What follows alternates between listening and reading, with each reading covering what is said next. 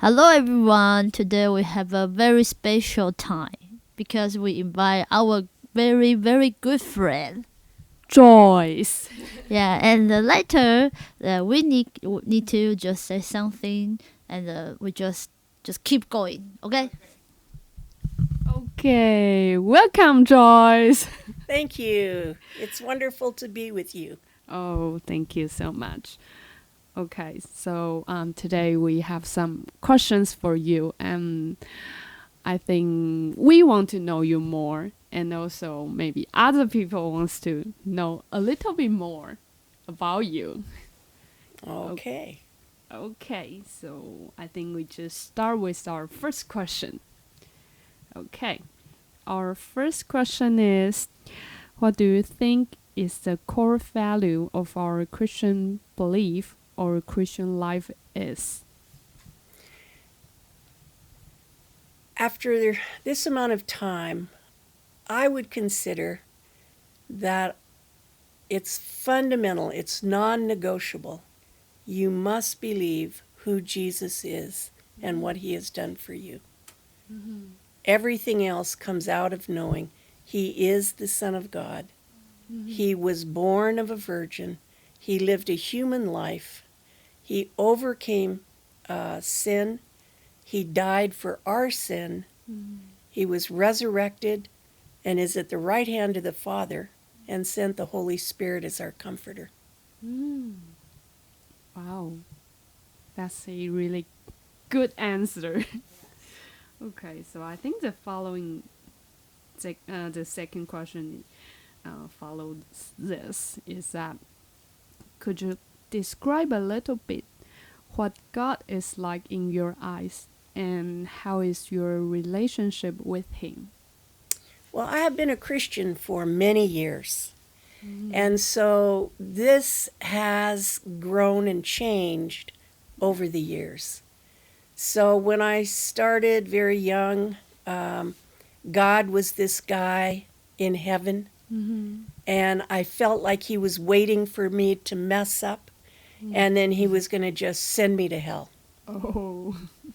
But as I went through life, and he proved himself over and over that despite my choices, despite my experiences, Yeah. he never rejects me. He always loves me. And also, he's very practical. He is there to help me through difficult times. And that even though I'm very broken, very sinful, he loves me. Mm. But he loves me too much to leave me that way. Mm. So he's constantly working with me so that I can deal with those things that keep me from relationship with him. So that's his big desire. I see in him just this enormous heart that wants to be in relationship with his people, and that he is committed to bringing us into that relationship. Mm. Wow. And so this changing, is there any turning points or just gradually change your point of view? I would say for me it's gradual, because as you go through your life, you encounter many challenges. Mm-hmm. And it's as you really find that he's there for those challenges. It's like any friendship. Mm-hmm. You know, you can turn and look back and realize, wow, what a great friend, what a great love.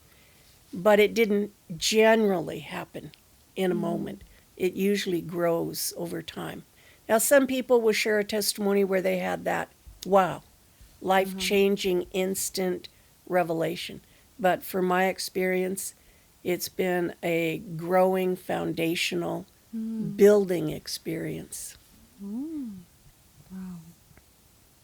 That's more like normal life.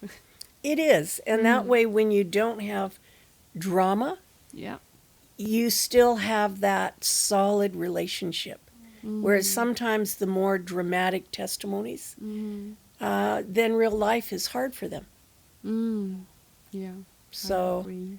but to find out that, you know what, when you wake up in the morning, and you really don't want to get out of bed, God's Yeah. there. Mm. Or when you're celebrating something outstanding, God is Yeah. there. Or when it's 3 o'clock in the morning and it's dark and you're alone and the tears are pouring down your cheeks, God is there. Yeah. That is really encouraging. Yeah. Sometimes not very dramatic or very, you can see many miracles, but God is there. Daily life. Yeah. You know, when you want to build a good muscle in the gym, you just don't go to the gym, pay a lot of money, and you come home and you now have a great physical physique. You have to go every day. And you may start at 5 minutes, 10 minutes, 15 minutes, and you build up that huge array of muscles. Mm. Most things in life are like that. Yeah. So whether you're learning a skill, Mm. you're playing a sport, you're in relationship, it's usually the longest lasting is building little by little. And in the word it says precept by precept. We build precept, little understanding by little understanding. Mm-hmm. Then you turn around and look and it's like, wow, I have a revelation. Mm-hmm. Wow, that's true. That's true. Yeah. For this word, I think many people think, for now, I want to see it right away. Mhm. Yeah. So, Well, because we tend to look at the really successful people. yeah. So if you look at a Bill Johnson or a Mike Bickle or whoever that's really leading something big and powerful, you think, wow, I want to be there. But if you talk to them, you find out they started emptying garbage. They started making bulletins. They started teaching Sunday school. They didn't start with hundreds of thousands of people listening to their words. They started little and paid the price to let God grow in them. Mm. Yeah. There's no instant spiritual growth. Mm. Not like the instant noodles. You have to boil more than 3 minutes. Yeah. Okay. Joyce, in our perspective, your heart is really big. Like you can accept and live with other people's flaws. Laws. Flaws. Okay, thank you. Have you always been like this, or have you been through transformation? Again, it's a little bit of both. I grew up in an environment that was very casual and very accepting. You didn't have to be anything special. But I think for me, the reason I have maybe a bit more patience with people is because I think all the time, where would I be today if someone hadn't have time for me? Because I went through dark times where I was very broken, but when I reached out, there was someone there. Yeah. What if they weren't there? What if they were just like, you pansy, suck it up and get going? Then, so how can I be anything less for other people? So it isn't that they don't drive me crazy. Some days you'd rather run them down than talk to them. But what if that had been me and no one had been there for me? So then you're not that important, Take a breath, give somebody a few minutes. Oh. Okay. But is there any time that you are like burning out? I learned something from when I worked for a big church in Toronto, and the senior pastor, he was himself wherever he went, whatever he did. So you didn't have like a big personality on the platform, and then he was something else off the platform, or when he was at home, or when he was relaxing. And so he didn't get that burnout because he was himself. And so I tried to learned that same lesson. So I don't have a job here. Mm. This is my lifestyle. Being with people, talking with people, Mm. it's my lifestyle. Mm. So when it's that way, it isn't this big, oh, I'm giving of my time. Mm. This is my life. Wow. Wow. That is really the thing we can learn from you. Yeah. It was really helpful for me to see it from him. Yeah, because we don't have a like your lifestyle. Sometimes we will say, if we care people, we need to have a purpose. Yes, we need to do something, but we don't have a, like just Joyce, you say this is your lifestyle. Wow, this is really amazing. I was very blessed to learn that from him. Yeah. Mm. And we are very blessed to learn from you. Yeah. Oh, thank you. Okay, so our next question is, how do you face challenges and frustrations? Again, I think it's a growing skill, it's a maturing skill. So when I was younger, I did not face them well. Mm. I would run away, I would be very emotional. I didn't like making decisions.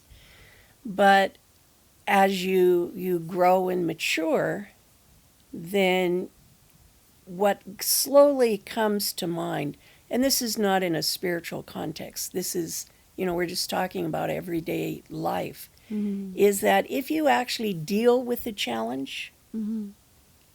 it costs you less than if you run away from it. Mm-hmm.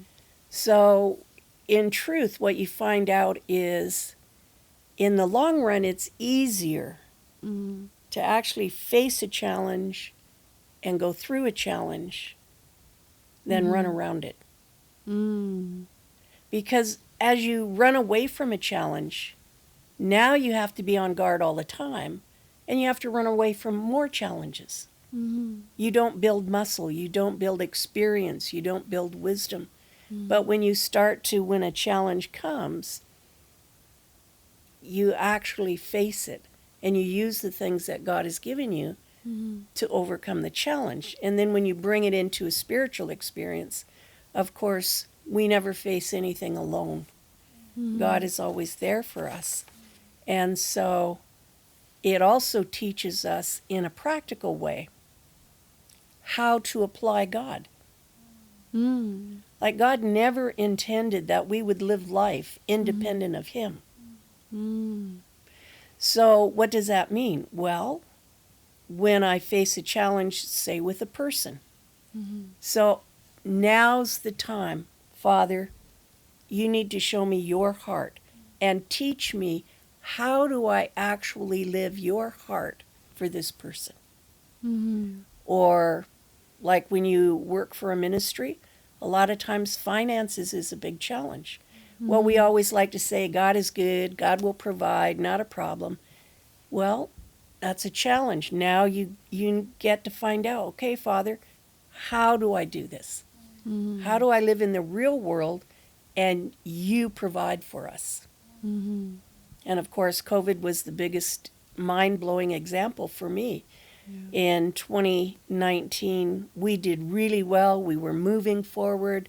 Our income was beyond our expenses. Mm-hmm. And then in 2020, bam, we're shut down. And without people, people don't come. People generally don't think to donate. Mm-hmm. But in 2020 and 2021, God had people send donations that not only did we survive COVID, we thrived financially in COVID. Wow. That's amazing. Wow. Um, okay. I have some questions about this one.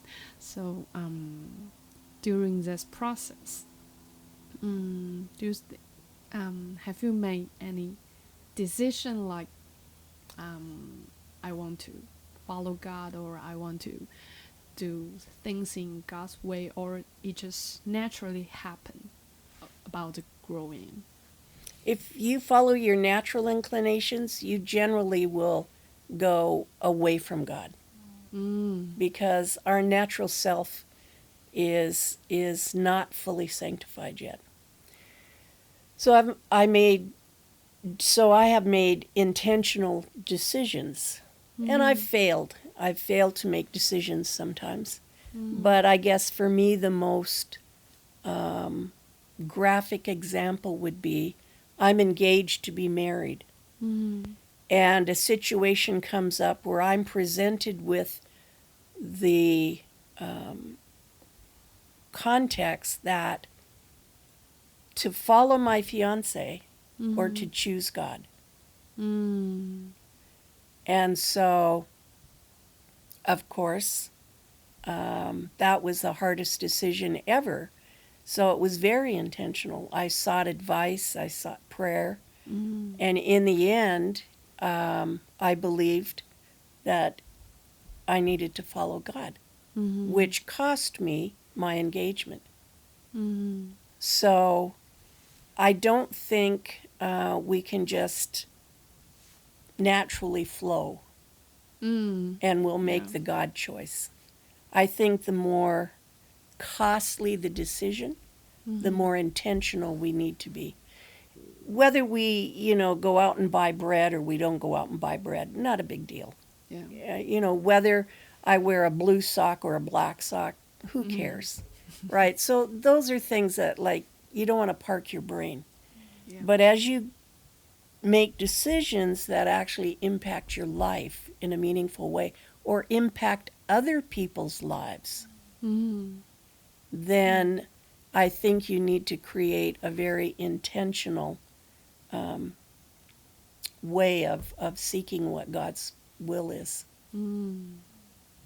Yeah, that's the point, the key point. Okay, so we can go to the next question. How do you deal with the gap between ideal and practical?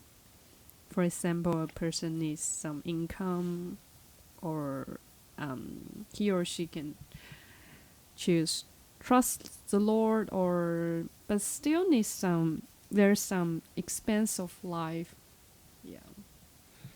Well, again, you want to be really careful when you talk to people about real life issues. Because if you just speak what we call a platitude, a saying, trust God. Of course, that's the fundamental core to every issue. Yeah. But the reality is I'm living in the moment. And maybe I haven't grown to that point where I can just trust that God's going to materialize money. So, again, for me, being responsible for ministry finances, maybe I have $20,000 in the bank and I have $25,000 worth of bills. So I constantly carry on this argument with myself.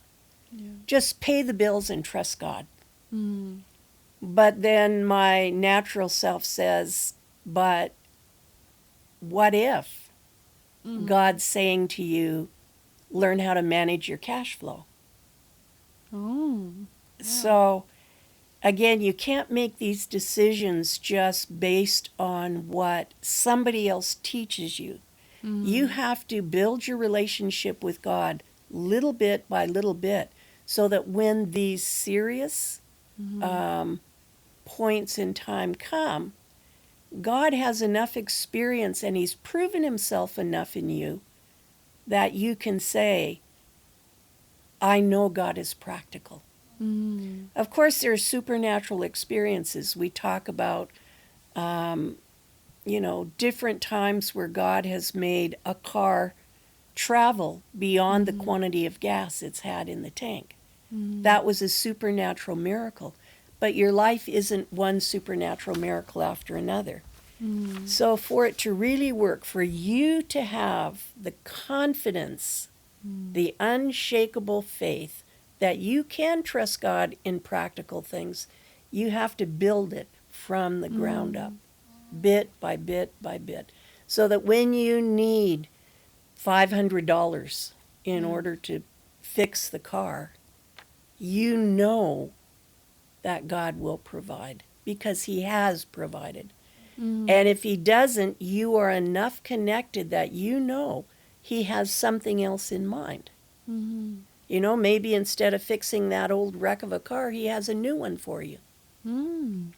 So you have to know God in order to have the reality of those phrases. Lean on Him, trust Him, let Him speak to you. Well, they have to be your reality, not just some saying. Yeah. Wow. That is very important. So when people come and they're not there yet, then you have to help them practically. You need to say, okay, let's start and see God's hand in this. But what if, you know, you need some extra money? Let's see, how can we get it? Is there an extra job you can do? Is there a place that you can actually access money from? You know, you have to give them practical, real life help. Yeah. Because if you just send them out of your office with, yeah, go trust God, and, you know, then their faith isn't built. It's crushed if they have a negative experience. So you have to know who you're talking to. Yeah. Okay. Wow. That's really good. Yeah, it is. Joyce say if we need to trust God, we need to little by little. That's just our daily life. I think this is really important because some Christian, sometimes we have a challenge, or we into our drama. We over forget. Yeah, but we need to encourage our friend or our family. I think we need to have a responsibility to tell them, turn your eyes from Jesus or turn your eyes from God. Yes. Thank you, Amen. Joe. Yeah. And I think especially to some new believers, they don't really know what does lean on God means. So when we easily say, "Oh, you can trust God," or they after that they really get back experience. Sometimes they just be away from God, and they don't believe anymore. Yeah, and they will say, "Oh, people in the church only says trust God, that they do nothing." Yeah, I've heard that. So, yeah, that's really a good point. We are God's hands and feet. Yes. Okay, so next question is being here for many years and seeing people come and go, what do you think is the biggest difference between the people who grow and receive a lot and the people who don't receive that much? And could you give some suggestions to the people or young people who want to come to Sing Waters? Well, for one thing, it has to be the young person's own decision to come. A lot of times we get young people because parents or pastors think it would be good for them to come. Yeah. And it is. I mean, it's a safe place, it's a good place. But if you really want to maximize your experience, it's the motive behind why you're here. If God calls you here, then everything that happens will help further your growth. Because living in community is either the most wonderful time or it is the absolute worst time. of your life. And so how you make it wonderful is, okay, God called me here. Therefore, everything that happens here, I will take from the hand of God. So that means it's not personal. When the person next to me fails and says something that I disagree with or is offensive to me or hurtful, I don't take it personally. This person is not out to ruin my existence.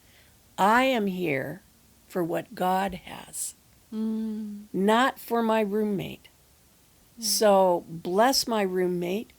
If we can talk it through, we will.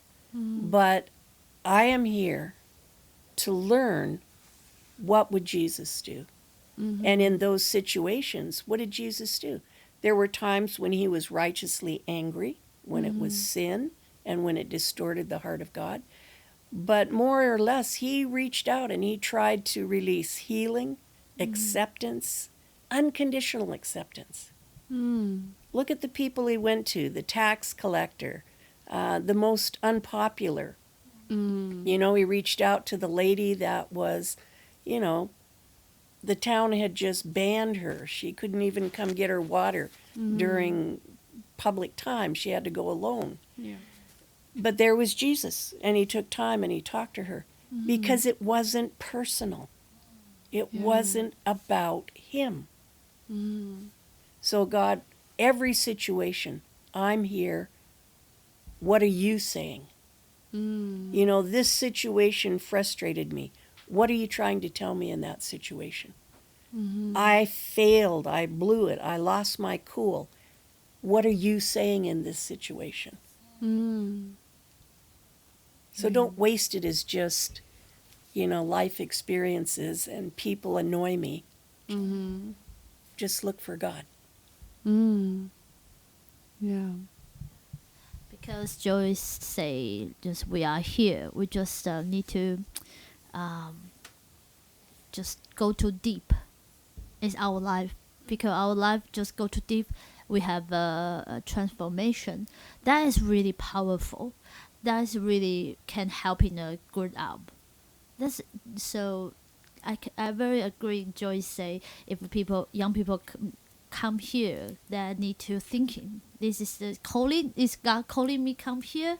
If it is, we need to trust and believe. This is way. Yes.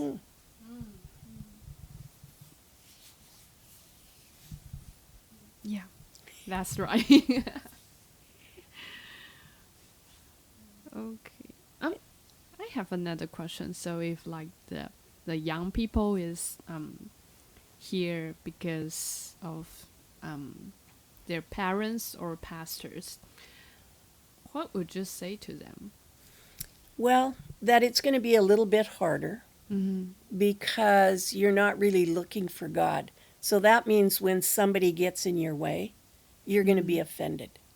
When you realize you're way away from town and it's minus 10 degrees out and you can't just walk somewhere, you're going to suffer instead of seeing God in it. So, but it doesn't mean God still can't reach your heart if you will stop resenting why you're here. Stop resenting what here isn't the way you want it to be. And just go, okay, I'm here, so God, I'm going to give you a chance. So usually the only people that really have left untouched or are those people that insist that, you know, I didn't want to be here. This isn't what I want. You didn't live up to my expectation. And so they're very me focused. Okay. You know, I don't want to do dishes. I don't want to, you know, and don't you know when I'm at home, I just graduated university and I should be you know, those people, they still have a lot of life that they need to kind of live to get softened up a little bit. Yeah. I agree. Okay. The next question is, how do you balance individual needs with community needs? So, when a person has some, and when a person has some issue in his or her life or making some bad decisions, how do you speak with this person? Or even when this person doesn't want to listen, what do you do about that? Well, when you have a community is just like an individual. It grows and it matures. So over the course of being here 20 years, I've seen many combinations of communities. Some communities have not come together and grown. And so they could only be aware of their own personal needs. They couldn't handle another person's needs. So in that case, when an individual would come and say, "Can I join the team? I have this issue. Could you help me?" I would have to say, "No, I'm sorry. The team is not at I wouldn't tell them this, but I would know that the team was not in a place where it could handle having a person who needed them." Then there have been other times where the team has come together. They have learned to seek God together. They've encouraged one another. They've grown spiritually. And so a person with a greater need could come, and you could actually say to the team, "You know what? I would like to invite this person to come because they need to be here. They're not going to help you other than they will give you an opportunity to exercise the heart of the Father towards this person. But they are not going to be an easy person for you to have around. You're going to have to pray for them. You're going to have to develop more patience with them." So that would be sort of an external to an internal. Now, when you make decisions within a community, you can't just make a decision based on the person sitting in front of you. So somebody comes to you and says, "I don't want to start the day until 10 o'clock. Okay, well, what's the big deal? You could say, "Sure." But you have to think, what precedent does that set? What does that speak to the value of devotions? And what does then that actually help the person asking? And so you have to weigh all these factors so that you come to a decision that is in context of the whole community's goals and is in the best interests of the individual. Now, if the individual is suffering from a physical ailment and there's a physical or an objective reason that they shouldn't start at 9 o'clock, that's different. Then the team should understand and come around. But if it's just, "You know what, I don't want to get up, so I'm there at 9 o'clock. I want to do it at 10. Then you have to make that decision based on all of the other factors and what's best for them. So you have to love them enough to say no. Yeah. That is not easy. But it can take far more love to say no to somebody than it does to say yes. When you say yes to people, you feel good until you realize that actually your yes did not help them grow. Your yes was not in their best interests. Joyce, you are right, because just we doing the leader, we will just teaching the young people, but sometimes say no, it's really really difficult. But just as you say, we need to love them, and we need to know if this say no is not bending them, it's just helping them, and teaching them where is good thing. I think this is a leader need to learn in the first session. Yes. You need to be able to say, I love you enough to say no. Mm-hmm. And maybe some people cannot get it. They think, oh, you are rejecting me. It also depends on, it's hard to say no. So sometimes we're afraid when we say no. So our no comes out as harsh. So you always have to make sure that your heart is saying no because it's the right thing and that you're doing it out of love for the person. Mm-hmm. Then you may need to take time to help them understand why no is the right answer. They still may not like it, but then that's what they have to deal with. Okay. Wow. Making everyone happy is not always your priority. Mm-hmm. No.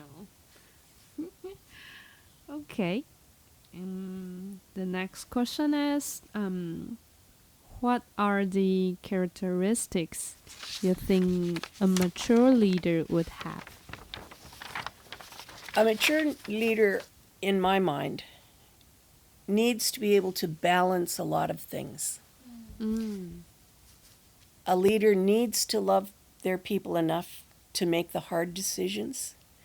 I think a really good leader needs to know when to ask for help, when to seek input.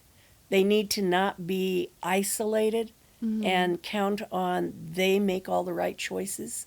They need to have people speaking into their lives so that a good leader isn't afraid to say, you know what, I don't know. Wow. I can find out, we can find out together, Yeah. but I don't know. I don't have all the answers.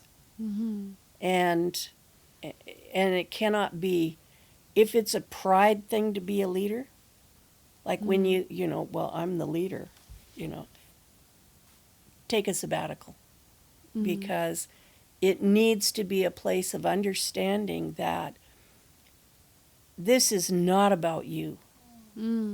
Because one day you will stand before God and He will hold you accountable for the lives He's trusted to your hands. So it can't be about your natural ability, what your opinion is.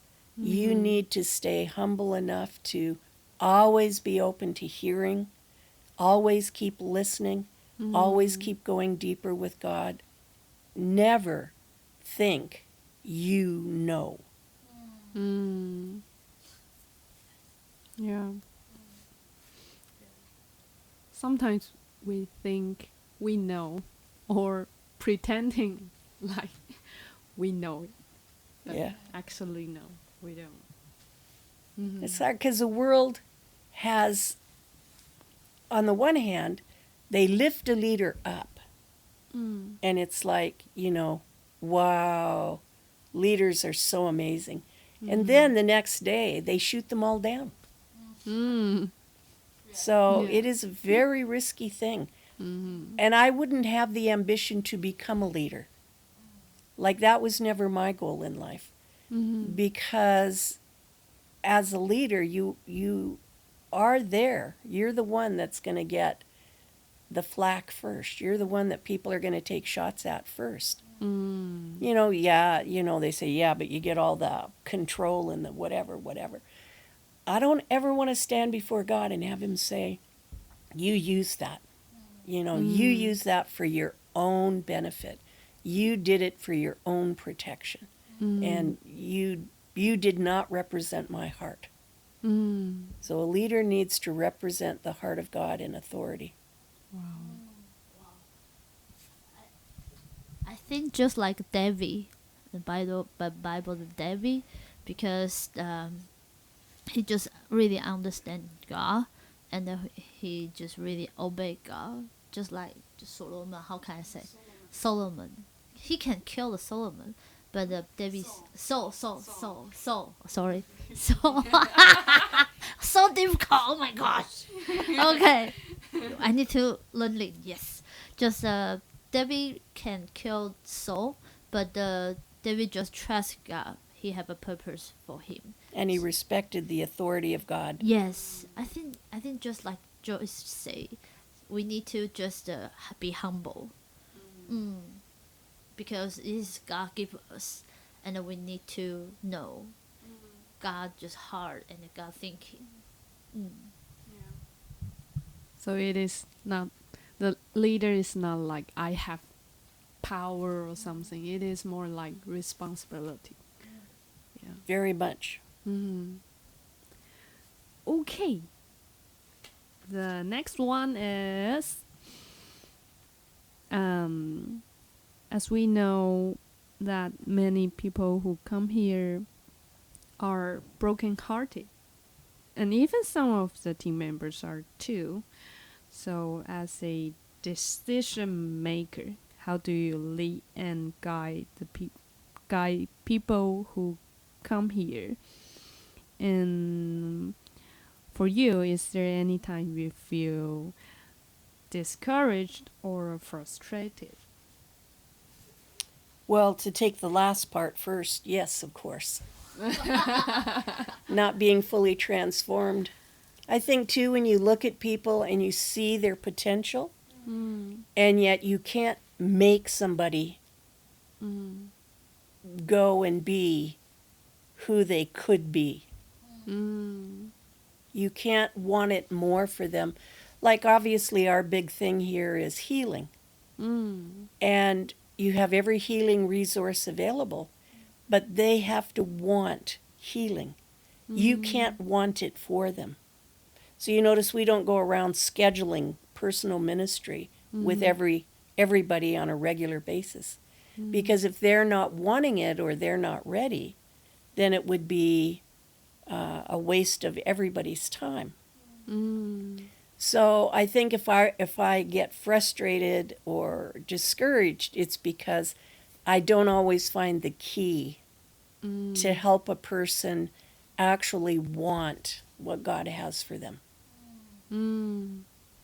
And when people come here and they are brokenhearted, as most of us are, the best thing I think is we model what we want them to receive. So, number one, we are not the answer.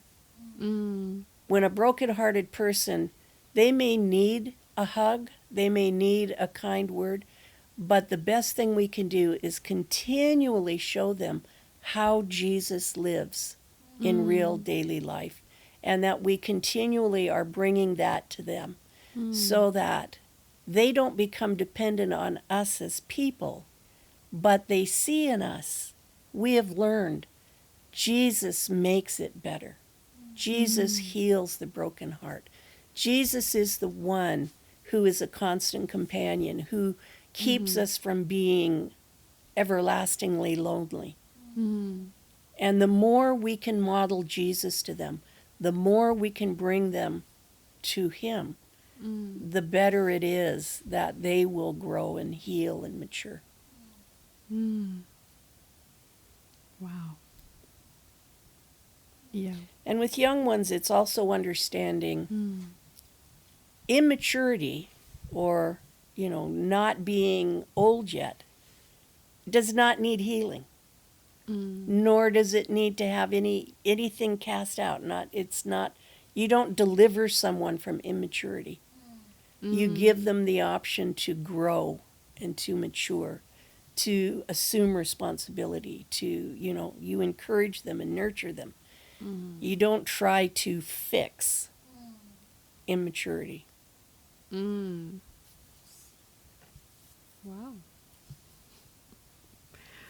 Really cool. Yes. Yeah.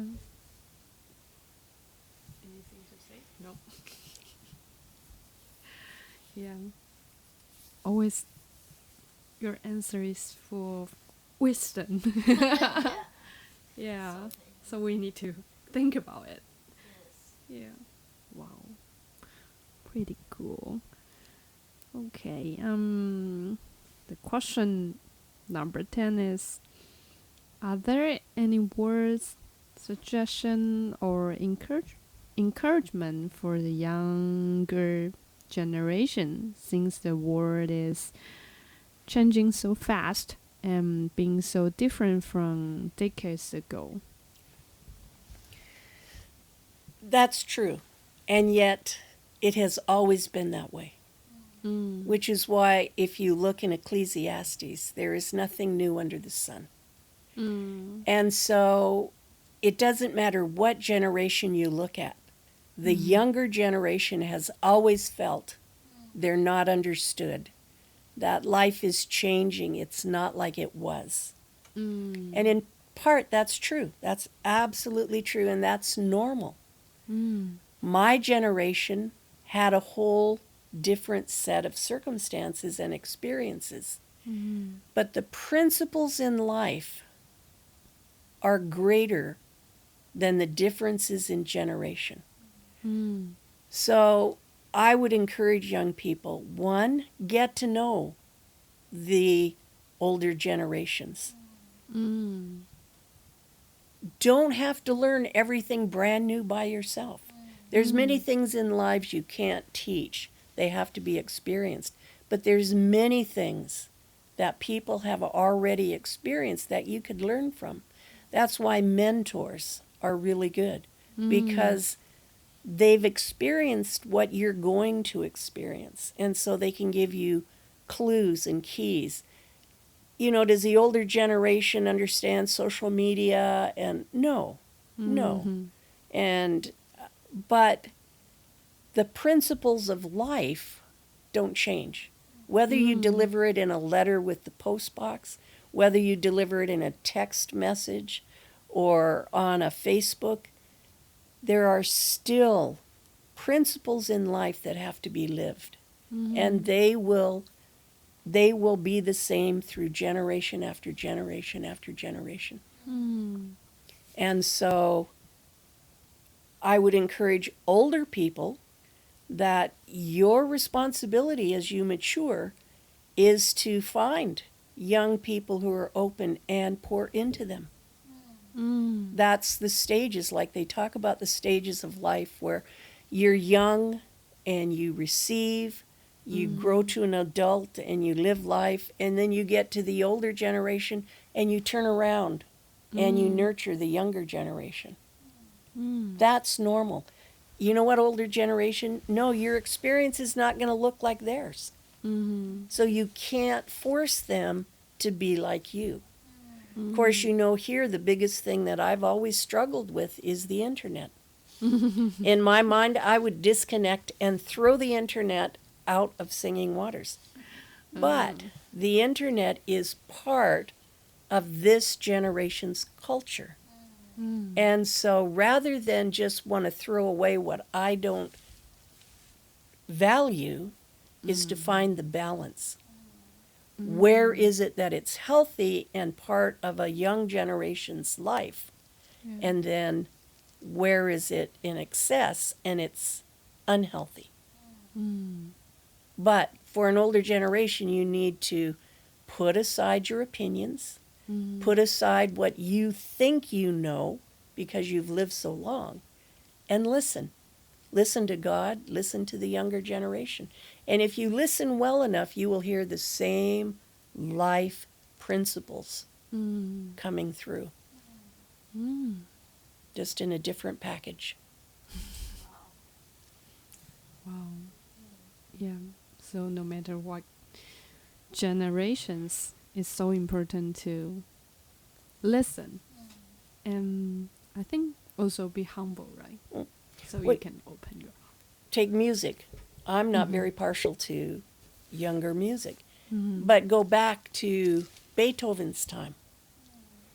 Do you know, if you read the criticism of the generation before Beethoven, they criticized that music as being disrespectful and being, you know, just unhealthy. Mhm. I mean, what would you say about Beethoven? It's absolutely classic, right? It's just Yeah. so every generation has two options. One is to judge the younger emerging generation Mhm. by our opinions and our concepts, or to look for the life principle. and value that and treasure that and help the younger generation mature in a deeper way so that they surpass us. That's the best thing you can do is if you can mentor someone to go further than you do, then your life has been valuable. Yeah. Agree. Wow. Yeah, so I think our young people, our generation, we need to I need to encourage our young people generation. We need to go to hear, to understanding and to learning, because sometimes we just say, oh, I have a new idea, we just blah blah blah, but we don't have a thinking consequence. 后果. Yes. So thank you, Joyce. You just give a very good quality, very good spatial time, and share the everything. Yes. Like a treasure. Yes. Yeah. And hope we can invite you to our podcast next time. Anytime. Anytime. Yeah. Thank you so much. Thank you. It was great spending time with you guys. Thank you. Thank you, thank you. And now we need to say goodbye to our audience. Bye bye. Bye bye.